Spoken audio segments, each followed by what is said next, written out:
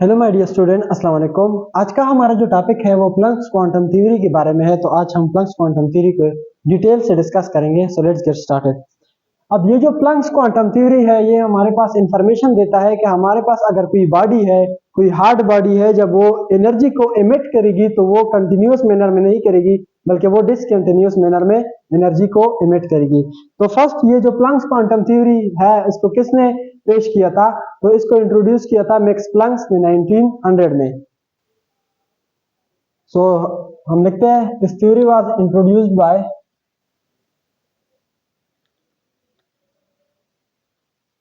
this theory was introduced by Max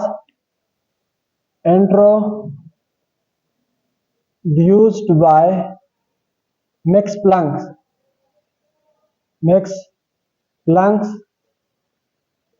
in 1900। अब इस theory के हमारे पास कुछ मेन पॉइंट थे, कुछ पोस्टुलेट थे, तो वो आज अभी हम डिस्कस करते हैं कि इसके क्या मेन पॉइंट थे। तो हमारे पास इसकी जो पोस्टुलेट है, पोस्टुलेट भी आप कह सकते हो, मेन पॉइंट भी आप कह सकते हो। तो प्लैंक्स क्वांटम थ्योरी का जो फर्स्ट पोस्टुलेट है वो ये कहता है कि हमारे पास अगर किसी बॉडी ने एनर्जी को एमिट करना है या किसी बॉडी ने एनर्जी को ऑब्जर्व करना है तो वो किस मैनर में करेगी? डिसकंटिन्यूअस मैनर में करेगी। कंटिन्यूअस मैनर में वो एनर्जी को ना एमिट करेगी और ना ऑब्जर्व करेगी। तो ये हम लिखते हैं the body does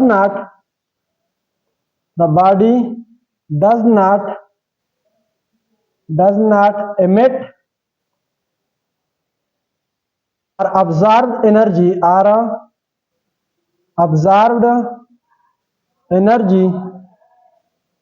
in a continuous manner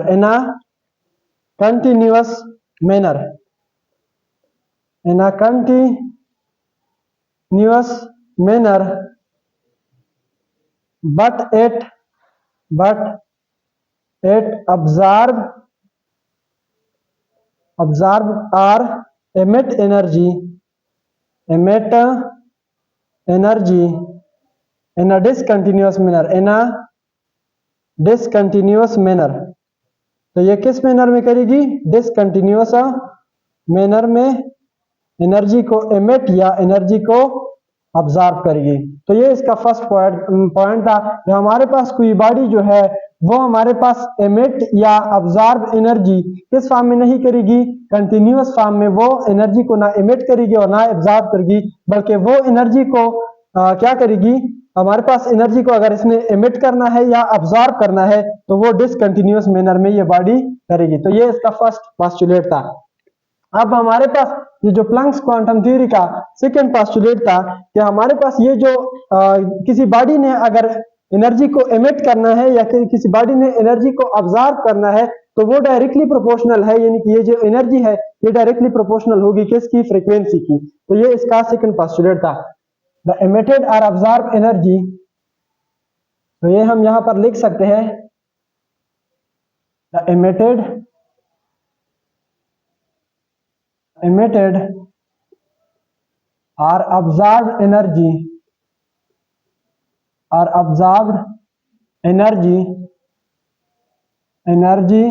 is directly proportional to frequency,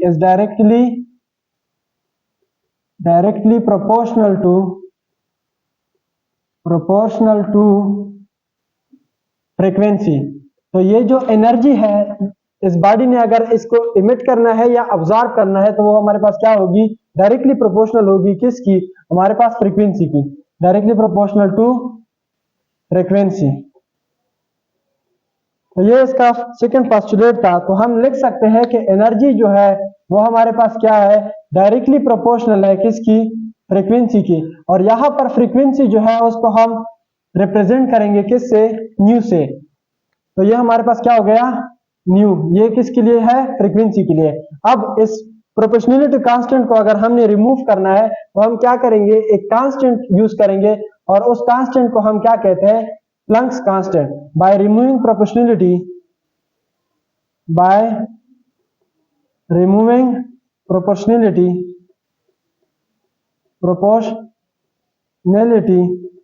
we use constant. तो हम एक कांस्टेंट जो है वो यूज करते हैं।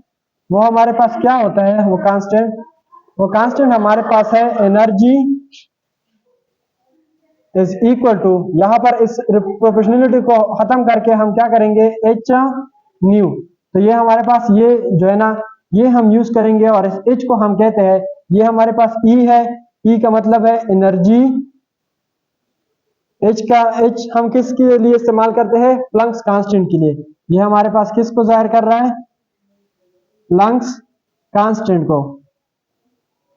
और ये जो प्लंक्स कांस्टेंट की वैल्यू है, ये जो एच की वैल्यू है वो हमारे पास क्या है, 6.626 क्रॉस 10⁻⁻34 जूल सेकेंड। ये वैल्यू आपको याद होनी चाहिए कि हमारे पास प्लंक्स कांस्टेंट की वैल्यू क्या है। तो ये हमारे पास क्या आ गया, इक्वेशन आ गया एनर्जी का। अगर हमने किसी फोटॉन की एनर्जी को कैलकुलेट करना है तो हमारे पास उसकी अगर फ्रीक्वेंसी है तो एच की हमें वैल्यू मालूम होगी, क्योंकि ये कांस्टेंट वैल्यू है। तो हम एच के साथ उस फ्रीक्वेंसी को मल्टीप्लाई कर देंगे तो उससे हमारे पास क्या आ जाएगी, एनर्जी जो है वो निकल के आ जाएगी। अब हमने डिस्कस करना है कि ये जो एनर्जी है अगर किसी बॉडी ने एमिट करनी है या अब्जॉर्ब करनी है तो वो किस फॉर्म में करेगी।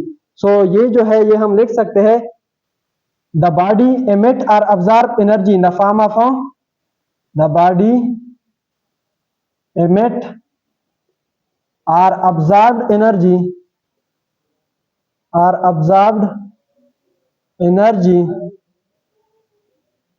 in the form of quanta. तो ये हमारे पास किस फॉर्म में करेगी, क्वांटा की फॉर्म में करेगी। अब ये जो क्वांटा है ये हमारे पास क्या जाहिर कर रहा है कि एनर्जी का कोई पैकेट होगा। लेकिन हमारे पास ये नहीं हो सकता कि हमारे पास कोई जो बॉडी है वो फ्रिक्शन में किसी एनर्जी को जो है ना एमिट करे या अब्जॉर्ब करे। 1.5, 2.5 या 3/2 ऐसे कोई फ्रिक्शन में हमारे पास ये ना एनर्जी को एमिट करेगी ना अब्जॉर्ब करेगी, बल्कि ये किस फॉर्म में एनर्जी को एमिट या अब्जॉर्ब करेगी, क्वांटा की फॉर्म में अब्जॉर्ब करेगी। लेकिन हमारे पास 1905 में आइंस्टाइन ने क्या कहा, 1905 में आइंस्टाइन ने चूंकि लाइट का जो डुअल नेचर है उसको एक्सप्लेन किया कि लाइट जो है वो हमारे पास वेव नेचर भी शो करता है और पार्टिकल नेचर भी हमारे पास क्या करता है, शो करता है। तो उसके मुताबिक उस आइंस्टाइन ने क्या कहा कि अगर हम बात करें लाइट एनर्जी की तो लाइट एनर्जी के लिए हम टर्म इस्तेमाल करेंगे फोटॉन की। तो लाइट एनर्जी के लिए हम क्या टर्म इस्तेमाल करेंगे, photon. So in case of light, Einstein ने ये 1905 में कहा था। ये जो फोटॉन वर्ड है ये आइंस्टाइन ने यूज किया था 1905 में। In case of light,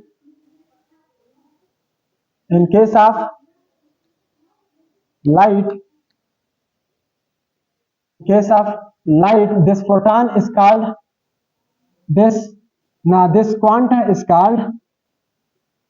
quanta is known as photon. तो इस क्वांटा को हम क्या कहेंगे, फोटॉन कहेंगे। इस क्वांटा को हम क्या कहेंगे, फोटॉन कहेंगे। अगर हमने किसके बारे में बात करनी है, लाइट के बारे में बात करनी है तो इस क्वांटा को हम क्या कहेंगे, फोटॉन कहेंगे। तो ये हमारे पास हो गया इसका postulate.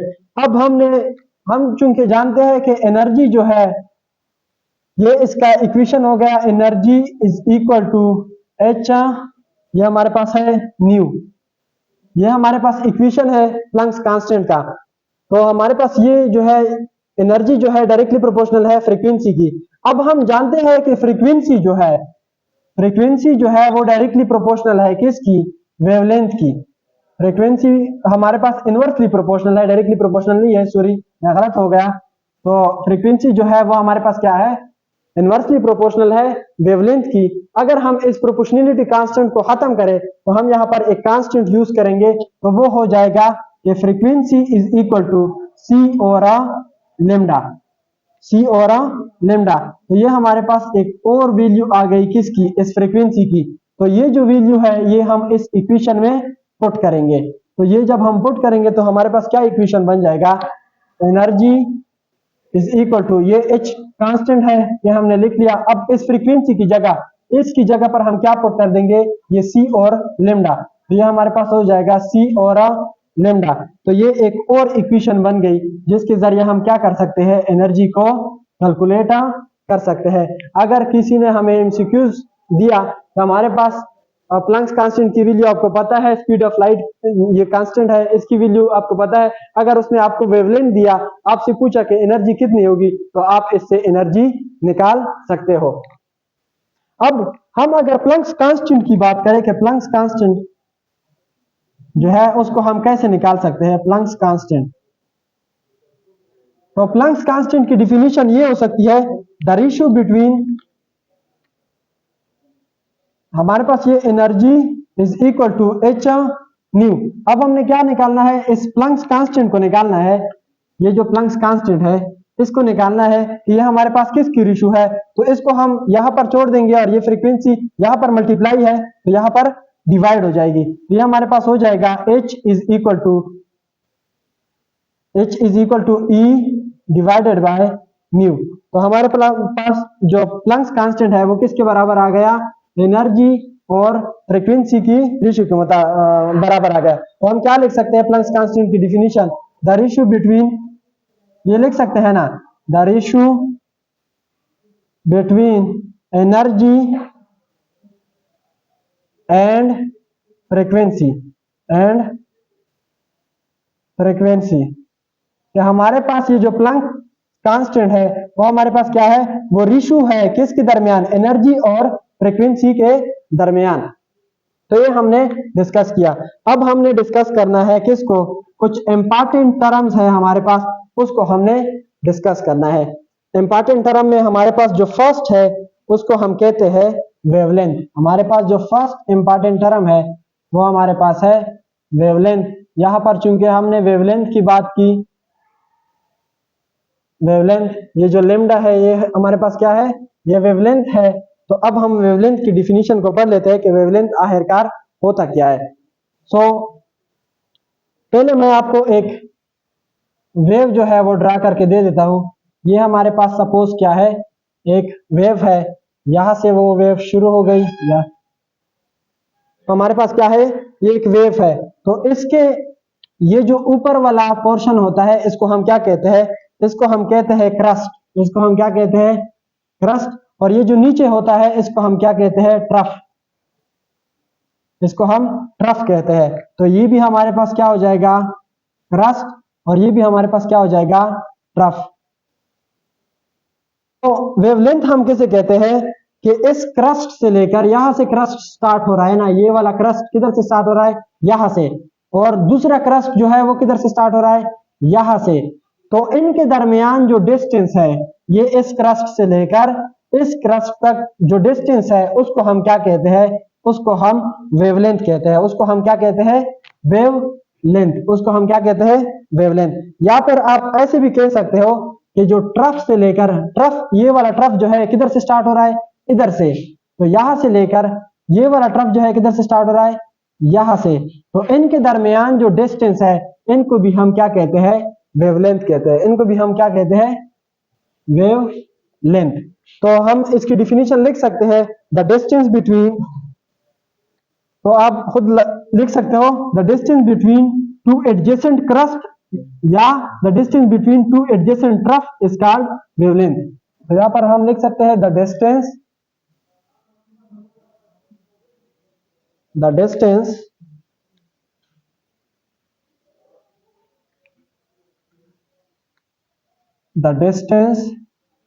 between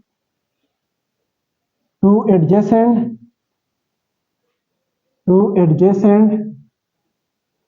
crust or trough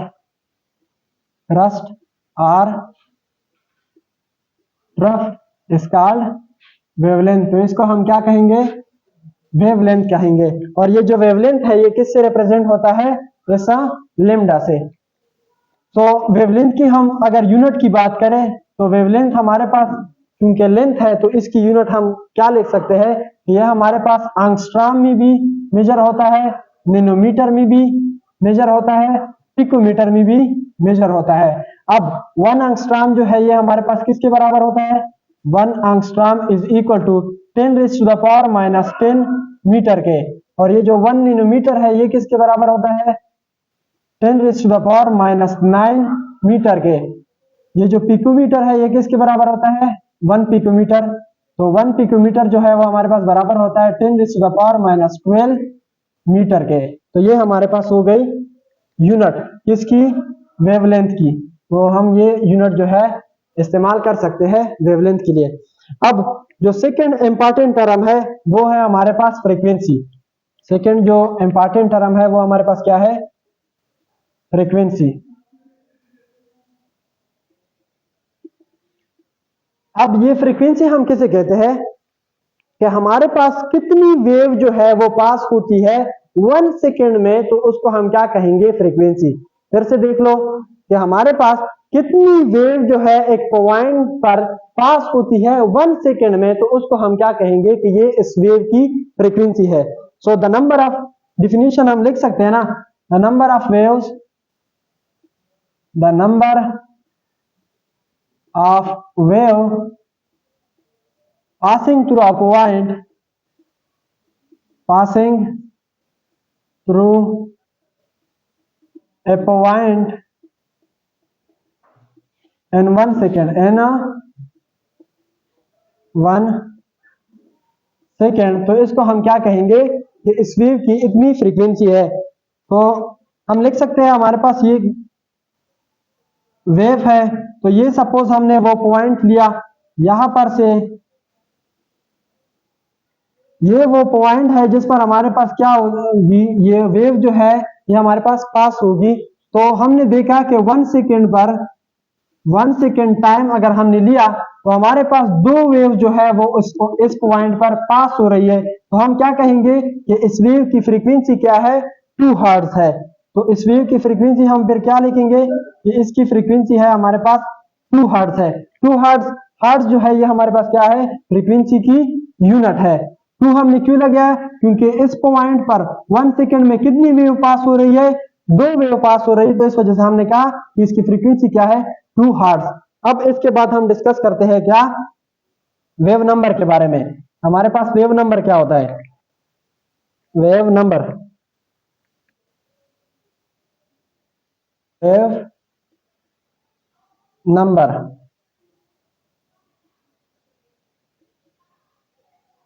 तो वेव नंबर जो है ये हम किसे कहते हैं? The number of waves passing through per unit length is known as wave number. हमारे पास कितनी वेव जो है वो पर यूनिट लेंथ पर पास हो रही है, तो उसको हम क्या कहेंगे? Wave number. अभी ये जो पर यूनिट लेंथ है इससे क्या मतलब है ये मैं आपको समझा देता हूं। सो इसकी डिफिनीशन आप पहले लिख लो। The number of wave, number of wave passing through per unit length, per unit length, तो इसको हम क्या कहेंगे? Wave number. हमारे पास कितनी वेव जो है वो किस पर पास हो रही है? पर यूनिट लेंथ पे, तो इसको हम क्या कहेंगे?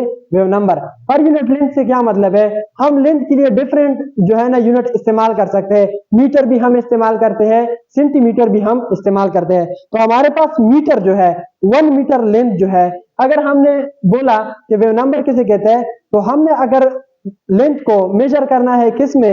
लेंथ में, मीटर में मेजर करना है, तो हम क्या लेंगे? 1 मीटर लेंगे। अगर हमने सेंटीमीटर में उसको मेजर करना है तो हम क्या कहेंगे? 1 सेंटीमीटर जो है वो कंसीडर करेंगे। तो हमारे पास क्या हो जाएगी? तो ये हो जाएगी हमारे पास यूनिट लेंथ। यूनिट लेंथ से क्या मतलब है? कि अगर आपने क्या देखना है कि कितनी वेव जो है किसी पॉइंट पर पास हो रही है और वो जो लेंथ है वो हमारे पास 1 मीटर है, तो इसको हम कह सकते हैं ये यूनिट लेंथ है। अगर ये हमारे पास 1 सेंटीमीटर है तो भी हमारे पास ये क्या है? 1 यूनिट, ये हमारे पास यूनिट लेंथ है। तो ये हमारे पास यूनिट लेंथ है। अगर 1 मीटर हमने लिया या 1 सेंटीमीटर हमने लिया वो जो लेंथ है उसको हमने अगर 1 मीटर लिया या 1 सेंटीमीटर लिया तो ये हमारे पास क्या हो जाएगी, यूनिट लेंथ। तो इस पर जितनी वेव्स पास होगी उसको हम क्या कहेंगे, वेव नंबर। सो वेव नंबर की हमारे पास यूनिट क्या हो जाएगी, यूनिट इसकी हो जाएगी हमारे पास पर मीटर या पर सेंटीमीटर, या हमारे पास पर सेंटीमीटर। तो ये इसकी हो गई हमारे पास यूनिट। तो होपफुली मेरा ये जो लेक्चर है आपको समझ में आ गया होगा। Thanks for watching, Allah Hafiz, good luck.